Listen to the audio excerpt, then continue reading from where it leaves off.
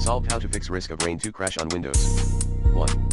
Update your graphics driver using the recommended Avast driver updater in this video guide. 2. Run Steam as administrator. 3.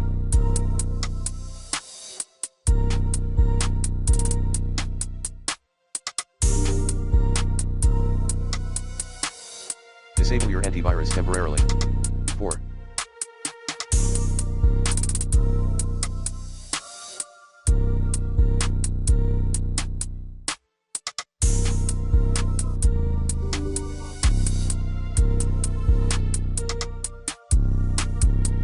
Verify the integrity of game files in Steam.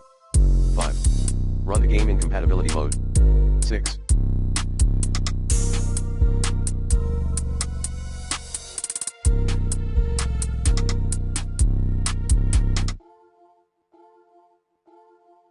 Remove and reinstall Steam.